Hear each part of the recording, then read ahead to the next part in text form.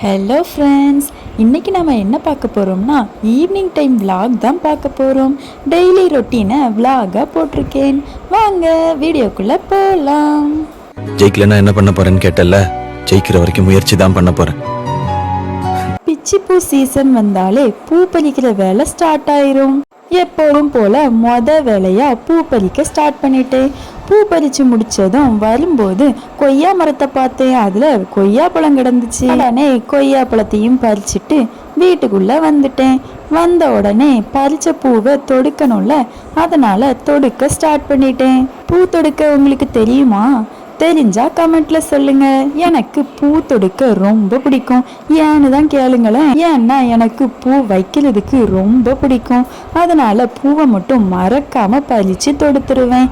தொடுத்த பூ வாடாம இருக்கணும்னா ஃப்ரிட்ஜில் வைக்கணும்ல, அதுக்காக ஃப்ரிட்ஜில் போய் வைக்க வந்துட்டேன். பூவை ஃப்ரிட்ஜில் வச்சுட்டு பறிச்ச கொய்யாப்பழத்தை சாப்பிட்டுட்டு வீடு பெருக்க ஆரம்பிச்சிட்டேன். இடது கையில் பெருக்கிறேன்னு பார்க்குறீங்களா? இடது கையிலலாம் பெருக்கலைங்க. அது ஏன்னா நான் செல்ஃபி கேமராவில் வீடியோ எடுத்ததுனால இடது கையில் பெருக்கிற மாதிரி தெரியுது. ஆனால் நான் நார்மலாக வலது கையில் தான் பெருக்கினேன். வீடு ஃபுல்லாக கடலை தோடு தான். ஏன்னா இன்னைக்கு தான் எங்கள் வீட்டில் கடலை வருத்தோம். அதனால கடலை சாப்பிட்டு அப்படியே போட்டதுனால கடலை தோடா கிடந்துச்சு. எல்லாத்தையும் பெருக்கி வெளியில தள்ளிட்டேன். வெளியிலையும் ஃபுல்லா குப்பையா இருந்ததுனால அதையும் சேர்த்தாப்புல ஃபுல்லாத்தையும் பெருக்கி விட்டுட்டேன். ஃபுல்லாத்தையும்னா அவ்வளோ இடமும் இல்லை, கொஞ்சம் இடம் தான். காமன் ஃபுல்லா பெருக்கணும்னா 2 நாள் ஆகும். பெருக்கி முடிச்சுட்டு செடியிலேருந்து பூ பறிச்சோம். அதுக்கு தண்ணி ஊற்றணும்ல, அதுக்காக தண்ணி ஊத்துறதுக்கு வந்துட்டேன். கீழே இருக்கிற செடிக்கு எல்லாமே ஓஸ் வச்சு தண்ணி பாய்ச்சிருவோம். காமௌண்ட் மேல இருக்கிற செடிக்கு தான் தண்ணி பாய்க்கணும். அதுக்காக தண்ணியை பிடிச்சி தான் மேலே ஊற்றுவேன். ஒவ்வொரு செடிக்கா தண்ணியை பிடிச்சி எல்லா செடிக்கும் எப்படியோ ஊற்றிட்டேன். எப்போதுமே இது என் வேலை தான். காம்பவுண்ட் மேலே மட்டும் இல்லை, கீழேயும் செடி இருக்கும். அதுக்கும் சேர்ந்தாப்புல தண்ணி ஊற்றிட்டேன். எல்லா செடிக்கும் தண்ணி ஊற்றி முடிச்சாச்சு. முடிச்சதுக்கப்புறம் மாடிக்கு போயிடுவேன்.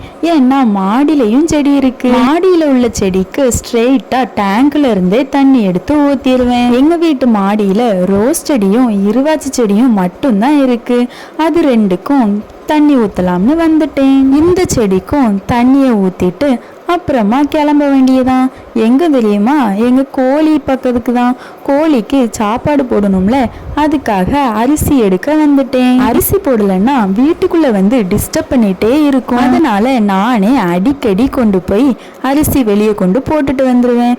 அப்போ தான் வீட்டுக்குள்ளே வந்து டிஸ்டர்ப் பண்ணாமல் இருக்கும். இன்னைக்கு வீடியோ எடுத்துகிட்டே இருந்ததுனால ஒரே பயந்துட்டே இருந்துச்சு. ஒழுங்காகவே சாப்பிடல. வீடியோ எடுக்கிறதுக்காக கேமராவை கிட்ட கொண்டு வந்ததும் கோழி பயந்துட்டு சாப்பிட்டுட்டு இருந்த கோழி சாப்பிடாம போட்டுட்டு ஓட ஆரம்பிச்சிட்டு. அதனால என் கையில இருந்ததை கீழே போட்டு அதை சாப்பிட வச்சிட்டு இருந்தேன். அது நல்லா சாப்பிட ஆரம்பிச்சிட்டு அவ்வளோதான், என் வேலை முடிஞ்சிருச்சு. அப்புறமா டிவி போட்டுட்டு ஹாயா சேர்ல உட்கார போயிட்டேன்.